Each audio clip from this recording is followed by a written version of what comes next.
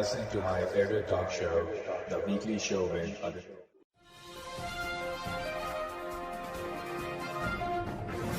This is episode 177 on the 4th of March 2020. There is a special agenda on the menu today for tonight's talk show. The host will discuss passengers accessing Wi-Fi aboard domestic flights. 2. The 4 teams making it to the semi-finals of the Women's World T20 Championship and the 2 iconic World Championship matches at WrestleMania next month. Sit back, relax, and stay tuned for an exciting session.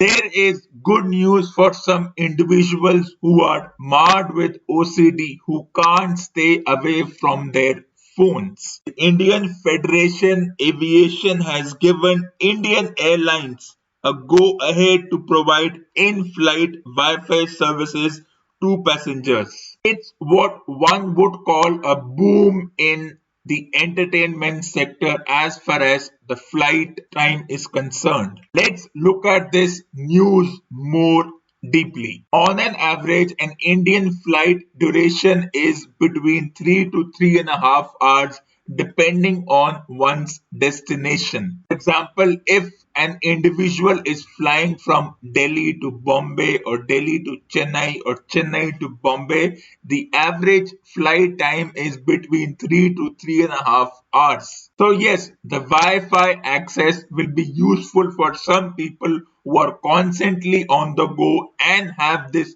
need to be in communication with their friends and business partners. Is a slight loophole in this. It is the pilot's discretion when to provide and when to disable the services during flight. And will the Indian Federation Aviation come up with rules like that one cannot watch videos or take photos, or how much data or how much GB will be provided? Will there be a limit to the data or will it be unlimited data? Because in flights in US, passengers are not allowed to see videos. So it remains to be seen what kind of rule the Indian Federation Aviation or the DGCA will bring about and what kind of discretion will the pilot have. Let's look at from a passenger's point of view. If the passengers are not smart enough, this can also lead to security implications. Why? Because if the passengers start clicking photos in the phone and send it to their friends, it can be a security nightmare. There is an underlying reason as to why one is not allowed to click photographs inside the airport, especially on the runways and the tarmacs, as well as inside a flight. In case of turbulence, what kind of discretion will the pilot have? Then the pilots may have to switch off the Wi-Fi services, and how will the passengers react? That is what are some of the loopholes that need to be explored before they are exploited. While the notifications say that one has to use these devices and the Wi-Fi services in the airplane mode, what about those services for which we only require Wi-Fi to make calls, like the all irritating WhatsApp? Imagine if 100 passengers in a plane all start using this all irritating WhatsApp services. The cacophony of the noise will be bound to irritate some of the passengers who are not using these services, who want a little bit of sleep. The cacophony won't allow them to sleep. There has to be some kind of an agreement between the airlines and the Indian Federation Aviation as to what all can be allowed. If calls on the all irritating WhatsApp service can be allowed, if watching video content is allowed, or can one only send text messages through the all irritating WhatsApp. Airline crew will have to be very, very strict about saying that while the Wi-Fi services are for the convenience of the passengers, there are a few restrictions such as no video content, no calling through the all irritating WhatsApp, no photographs allowed inside the plane. This will allow airlines to collect more revenue. It should not come at the cost of security. It cannot interfere with the navigation equipment for the pilot. These are some of the loopholes that need to be explored before they are exploited. While we can be excited that this kind of notification will take us into the 21st century, we don't want it to be interfering with the navigation equipment of the plane, or we may end up in the 14th century on a deserted island if the plane crashes because the passengers were not conscious enough to respect the plane's pilot. But let's take a look as to how passengers will exploit this news. As this becomes a part of the all-pervading digital revolution that is being carried out in the country, no longer will a plane passenger have any excuse that I was not available because there was no network in the airplane. Now individuals on ground in their homes will demand minute to minute updates of the passengers' journey. They will want people texting with them all the time to show that yes, you are available. It depends on how much data will the Indian Federation Aviation and in consultation with the airlines allow in a plane. Will it be a certain amount of MB, let's say 500, 600 MB of data can be consumed? This notification is going to be very interesting. Don't be surprised if you see when it comes to digital media, some individuals have this OCD to talk about their journey at all times, and now this will see Instagram and Twitter being used even in the plane when one can have a few hours of peace. Yes, one will have to weigh the pros and the cons of allowing Wi-Fi aboard domestic flights, and the Indian Federation Aviation along with the various airlines will have to come up with some strict rules. For example, not allowing people to watch videos or taking photographs and only allowing text messages so as to not to interfere with the navigation equipment of the plane, as well as keeping in mind the peacefulness of the other passengers so as to not to disturb them. If 100 people aboard a plane start watching online video services such as Netflix, Amazon, the data consumed will be over in that 120 or 40-minute video. Well, this is a good notification and a good standard set by the Indian Federation Aviation and the airlines. Passengers will have to be judicious about the use of this service. But what does this mean as far as the airline fees is concerned? It is bound to raise if airlines start installing Wi-Fi in their planes. And what does that mean? It means dismantling the plane to install the Wi-Fi device. This will in principle lead to an increase in the ticketing fees of the airlines, and let's see how passengers react on seeing this.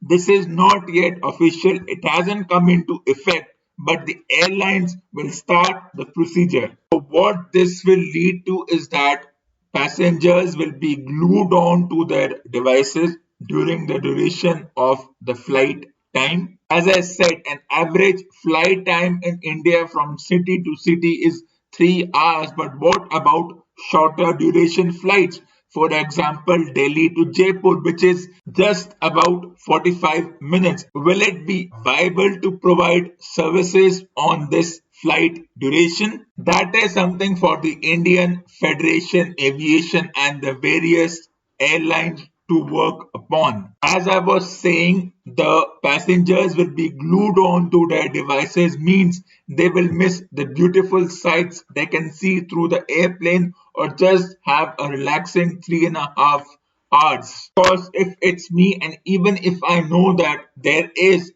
Wi-Fi on the plane, it doesn't mean that I have to use it. 3 to 3.5 hours of flight time I have got, I will not use it to spend my time just sifting through and browsing through various websites. I do not anyways enjoy watching or reading content on my phone. Despite this service, I will put my phone in my bag, which will be in the overhead compartment, and I will enjoy the 3.5 hours flight despite the temptation to watch news and videos, or if news and videos are restricted to only texts, or just aimlessly texting people that I'm in the flight, there is Wi-Fi in the flight, I'm enjoying my time. I do not have time for such petty indulgences. This ends part 1 of this episode. Stay tuned for part 2.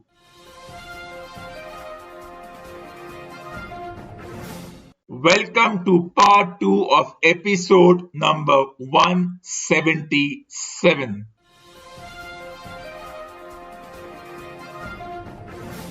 The semi-finalists of the Women's World T20 Championship are now locked and loaded. India is the only Asian team to make it to the semi-final of this World Cup. They thoroughly deserve to be in the semi-finals of this World Tournament. But it's still a long way to go, as India will face England in the first semi-final of the World Cup, while South Africa will face Australia in the semi-final of the World Cup. And as of now, it is difficult to say which of these 4 teams have a chance of winning the World Cup without going into the cliches and stereotypes of which of these teams is a favorite, and getting influenced by the fact that being an Indian, I should support the Indian team as a number 1 contender for winning the World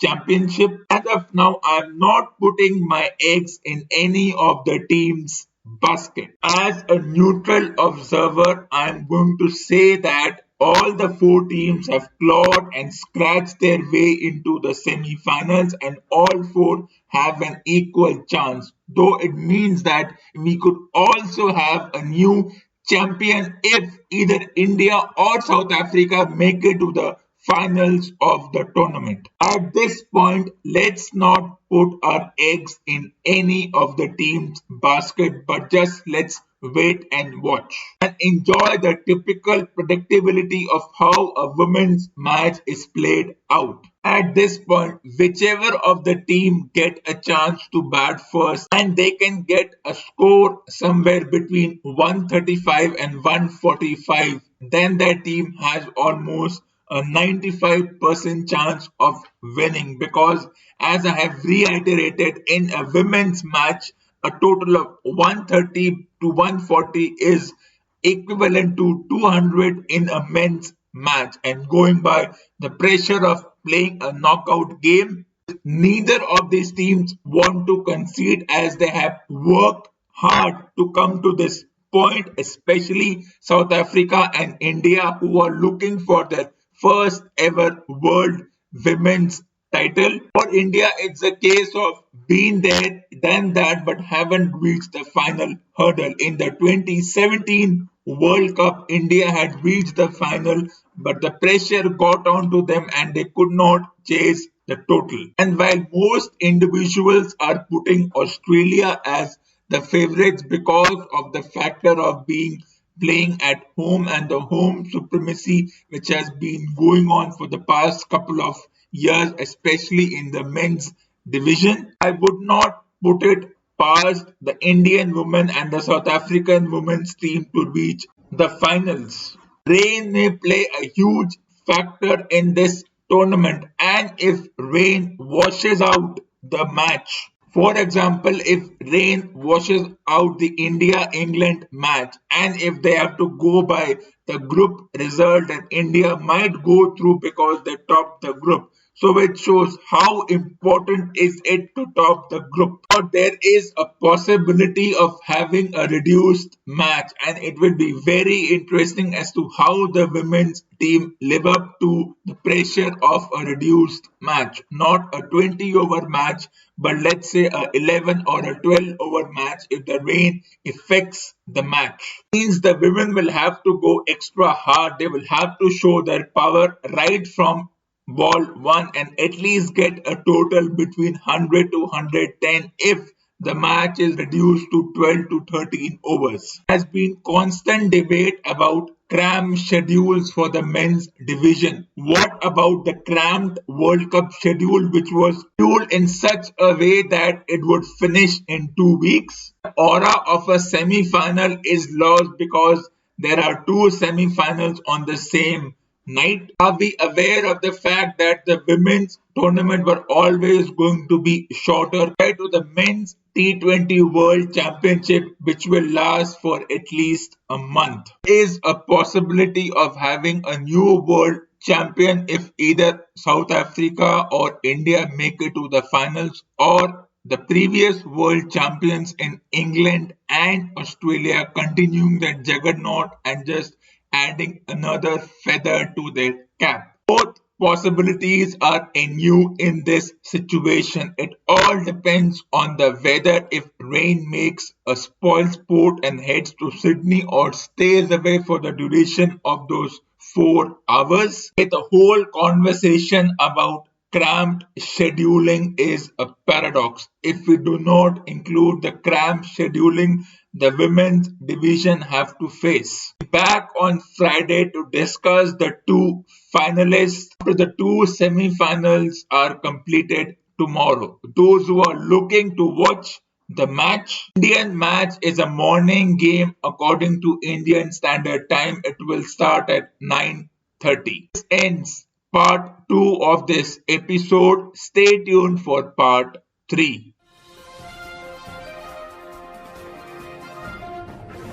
Welcome to part 3 of this episode.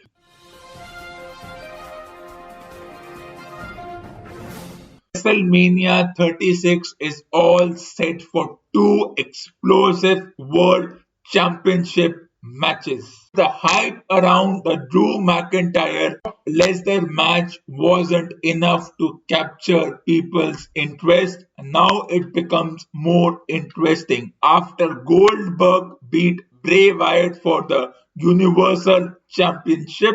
All set to face a legend in making Roman Reigns for the Universal Championship. Remember, Roman Reigns never lost his title. He had to give it up because of personal reasons, and now after 1 year of getting back in the mix and a patient wait of 12 months, he finally gets his hand on the Universal Championship. Will it be Roman Reigns' Superman punch and spear which will get him the title, or will it be Goldberg's jackhammer and spear which will make him retain the title? A match between someone who has remained in this business for the past 2 decades and someone who has been there for nearly a decade and wants to make sure that when he finally calls a day, he will be remembered the same way Hulk Hogan, a John Cena, a Randy Orton, a Triple H, a Big Show, and all these former WWE wrestlers are remembered. Why not? Is it time to move on from the likes of Kane, Undertaker, Triple H, Shawn Michaels, Steve Austin? All these wrestlers did a fantastic job in the mid 90s and the early 2000s. They are brought back time and time again so that people keep their interest aroused in this particular business. Just like in any other sport, it's time to make sure that the likes of Roman Reigns, Seth Rollins, and their younger contemporaries take home the advantage. And after a decade, one can talk about Roman Reigns and Seth Rollins the same breath as one talks about John Cena, The Rock, Hulk Hogan, and the others. There is still a reason as to why one still talks about the likes of Hulk Hogan, John Cena, Rock, and their contemporaries and those wrestlers because of the time they were in, because of the fact that these individuals spend their careers making themselves in a non-digital media environment. Storyline created in the mid 90s and the early 2000s was much more explosive and aggressive than the storylines created today. Plus, the influence of standard definition versus high definition can also be a factor. Otherwise, in terms of creating legacies, Roman Reigns has done it, is been doing it along with the likes of Baron Corbin, Seth Rollins, Buddy Murphy, and the younger contemporaries. All about how we perceive a certain generation of wrestlers or sports stars compared to another generation. In sports, there is a tendency to put the sports star of the 80s and 90s at a much higher pedestal than the sports star of 2010s and 2020s. Most of the time, the reasons are not logical but biased, though they are affected by the economic and social conditions of a certain generation and of a certain super